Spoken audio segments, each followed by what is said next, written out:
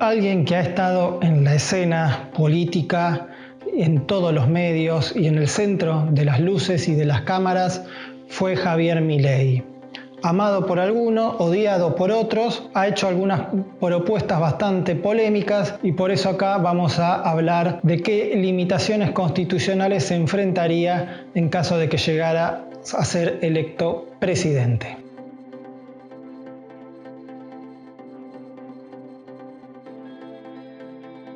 Propuesta número 1.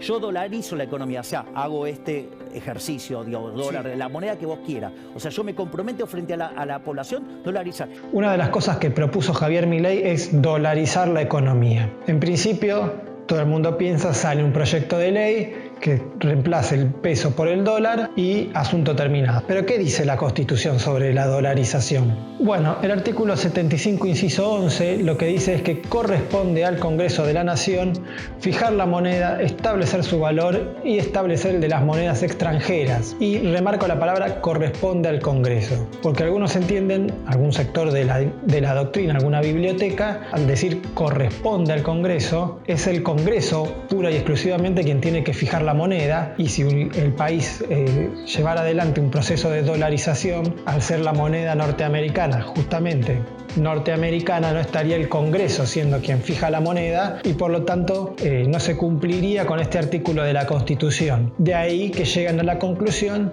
de que dolarizar requeriría una enmienda constitucional. Quienes plantean esto también hacen una excepción que está en el artículo 74, inciso 24, que permite la delegación de competencias del Congreso a organismos supraestatales en el marco de tratados internacionales de integración, como podría ser por ejemplo una moneda del Mercosur, en el marco de lo que es el desarrollo del mercado común del sur. Si se resolviera que hubiera una moneda común, como por ejemplo tienen en Europa con el euro, bueno, de ese modo sí sería constitucional hacerlo por medio de una ley del Congreso, siempre con un tratado internacional antes, y no requeriría entonces una reforma de la Constitución. Entonces, ¿qué opciones tiene Javier Milei? Si quisiera dolarizar el país, 1, reformar la Constitución siguiendo esta línea de la biblioteca. 2, en el marco de tratados de integración, sin necesidad de reformar la Constitución, pero lo que dice la biblioteca, en definitiva, es una opinión de ciertos autores, obviamente que tienen toda la autoridad para hacerlo, pero el último intérprete de la Constitución es la Corte, y en materia de dolarización, como nunca se llevó adelante un proceso de esta naturaleza, nunca se expidió a la Corte, con lo cual podría Javier Milei intentar dolarizar sin necesidad de reformar la Constitución, solo por la sanción de una ley, y quedará resultas de que alguien lo judicialice y eventualmente resuelva la Corte, que tiene el control de constitucionalidad. Ahora, a mi criterio, me parece que hay una cuarta posibilidad que es mucho más sencilla, que no requiere la reforma de la Constitución ni esperar a ver si la Corte se expresa al respecto, y es simplemente no hacer nada. Directamente mantiene el peso y lo que podría hacer Javier Milei si quisiera dolarizar, o cualquier otro político que quiera ir en esa línea, es facilitar lo que son las transacciones en dólares, sin necesidad de abolir el peso o eliminar el peso mediante una reforma constitucional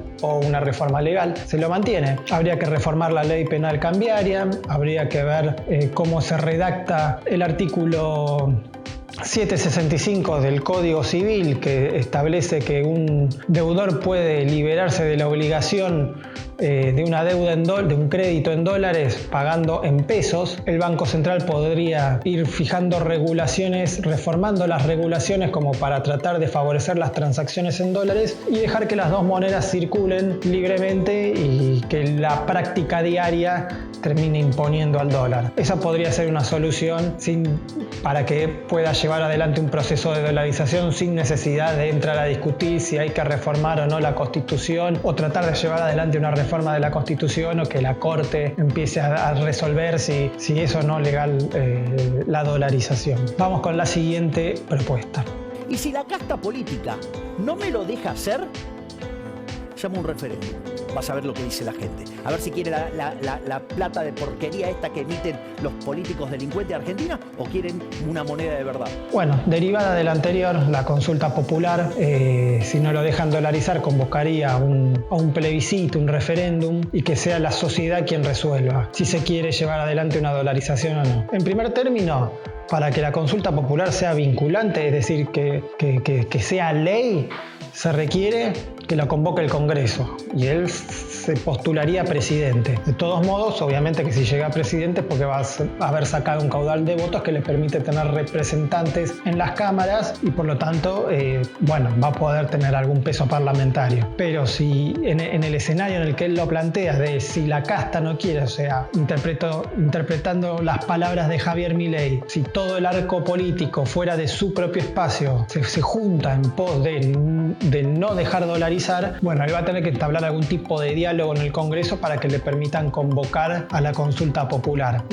Una vez que se somete el proyecto de ley a consulta popular, lo que establece la ley reglamentaria es que se requiere una participación del 35% y con la mayoría de los votos ese proyecto sería ley automáticamente.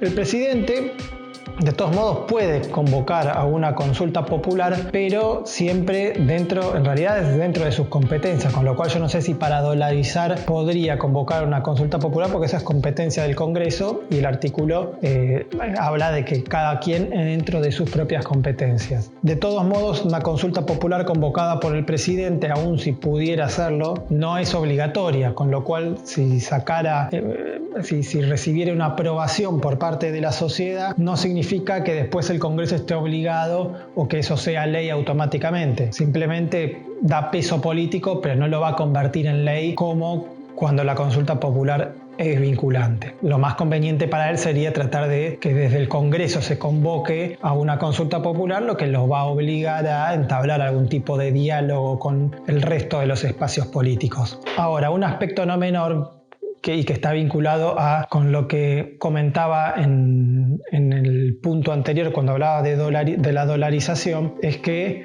la consulta popular lo que hace es que un proyecto de ley sea ley, pero la ley, como todas las leyes, están sometidas al control de constitucionalidad por parte de la Corte, con lo cual en este punto es válido la discusión sobre si se requiere una reforma o no de la Constitución, porque la consulta popular puede salir favorable, puede ser vinculante, el proyecto de ley se convierte en ley y después la Corte puede declarar inconstitucional si hace prevalecer la interpretación de que, como corresponde al Congreso, fijar la moneda, para poder dolarizar se requeriría una reforma, una enmienda de la Constitución. 3. Hace un par de años. Pero eso, hablales, ¿qué les decís? Pero, convencelos. Esa idea de bajar ingresos brutos es genial. Vos sabés que una de las cosas, ya en Adam Smith decía, ¿por qué se partió España?